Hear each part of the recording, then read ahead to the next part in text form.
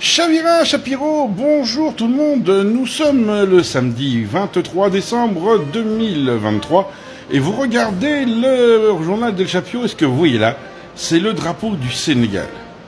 Tout à l'heure, nous avons fait une vidéo parlant entre autres de l'Algérie et des problèmes qu'ils ont avec le Mali. Ils se sont fâchés diplomatiquement avec le Mali suite à la tentative d'ingérence de l'Algérie au Mali.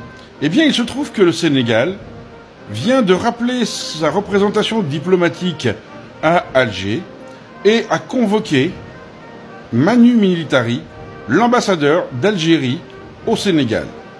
Que se passe-t-il ? Eh bien, là, c'est pas exactement la même chose qui se passe. C'est que le Sénégal a des preuves de traite d'êtres humains, d'esclavagisme de personnes d'origine sénégalaise sur le territoire algérien, de torture, de meurtre et de pratiques discriminatoires, c'est une atteinte à la dignité humaine, bref, de crimes contre l'humanité commis par l'Algérie sur des Sénégalais ayant essayé de traverser l'Algérie pour rejoindre le continent européen. Alors vous allez me dire, mais qu'est-ce qui se passe ? Pourquoi c'est toujours l'Algérie qui trinque ? Alors oui, c'est vrai, tous les régimes, que ce soit les régimes tunisiens, libyens, marocains, ont aussi des pratiques peu recommandables vis-à-vis des personnes subsahariennes qui essayent de traverser leur territoire pour se rendre en Europe. Mais il se trouve que l'Algérie, en ce moment, est dans le collimateur de tous les pays subsahariens. Pourquoi ?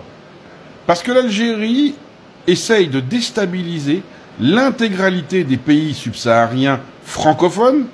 Je parle bien des francophones, les autres, pour l'instant, c'est pas le cas. Et ils essayent aussi de profiter de la misère de ces pays et de leur population qui se cherche à fuir. Et quand on parle de trafic d'êtres humains, je pense qu'on atteint le pire du pire. Parce que on parle bien entendu d'esclavage sexuel, de vente de personnes à d'autres pays qui pratiquent plus ou moins l'esclavage, etc., etc. Et en fait, une fois de plus, l'Algérie est montrée du doigt et le Sénégal attend des réponses de l'Algérie parce que ce qui se passe ne serait pas le fait de quelques mafias, de quelques gangsters, de quelques pourritures, mais serait pratiqué avec l'aval du gouvernement algérien, voire même l'assistance et l'insistance du gouvernement algérien. Je ne sais pas comment ça va se passer entre le Sénégal et l'Algérie, mais quand on voit que l'intégralité des pays subsahariens montre l'Algérie du doigt, ça va loin. Est-ce que le Sénégal va aller à la Cour pénale internationale ? Probablement que oui, et probablement que l'Algérie sera sous enquête internationale pour le trafic d'êtres humains, mais également pour crimes contre l'humanité.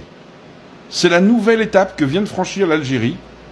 Il y avait des problèmes avec le Mali, principalement à cause de terroristes financés, armés et accueillis par l'Algérie. Et maintenant, on tombe dans le trafic d'êtres humains et on se demande jusqu'où ça va aller. Parce que à peine on gratte quelque chose en Algérie, on trouve quelque chose d'immonde à chaque fois. Sur ce, soyez heureux, rendez heureux, réfléchissez un peu. À tout le peuple du Sénégal, j'espère sincèrement que justice vous sera rendue.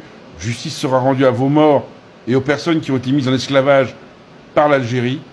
J'ai pas les mots. J'ai pas les mots. Et à la communauté sénégalaise en France qui devait accueillir ces gens qui savent pas où ils sont, s'ils sont morts en faisant la traversée, s'ils sont morts dans le désert algérien, s'ils ont été exécutés par les Algériens, ou maintenant savoir s'ils ont été mis en esclavage par les Algériens. Voilà, vous en savez beaucoup plus. Sur ce, soyez heureux, rendez heureux. Réfléchissez un peu.